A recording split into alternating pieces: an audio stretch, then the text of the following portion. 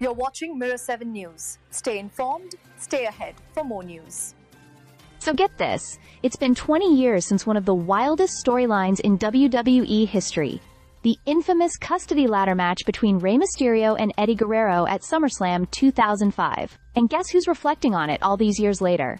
None other than Dominik Mysterio, the kid at the center of the entire thing, who's now one of WWE's biggest heels. Dominik recently opened up about that whole moment in an interview, and the way he sees it now is honestly hilarious and kind of twisted, in the most dirty Dom way possible. He said he re-watches the match all the time, not just for nostalgia, but to study Eddie Guerrero's every move, because in Dominik's words, Eddie was the best, if not the greatest of all time. In fact, he even joked, or half-joked, that he wishes Eddie had won custody of him instead of Rey. According to him, Eddie gave him candy, was nice, and basically treated him better than his deadbeat dad.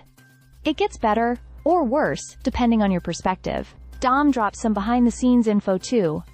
Apparently WWE originally pitched the idea of hanging him in a cage above the ring during the match. Thankfully, that didn't happen. But the memory of being caught in a storyline tug-of-war between two legends clearly stuck with him. Now, fast forward 2 decades.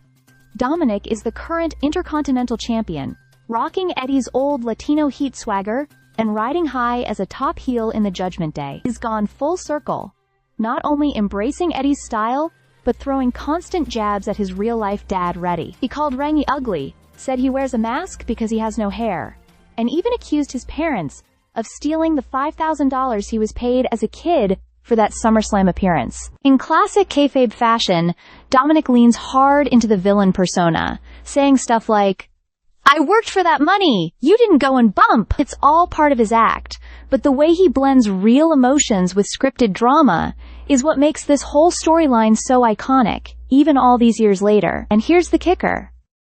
Dominik admitted that part of him genuinely respects what Eddie brought to wrestling, and in his own twisted tribute, he's carrying that legacy forward, just with a bit more snark and a lot more mullet. Honestly, for fans who remember that ladder match in 2005's, seeing Dominik evolve from that wide-eyed kid at ringside to a full-blown WWE villain is surreal. And now, 20 years later, he's still at the center of the action, this time on his own terms. Stay subscribed for more videos.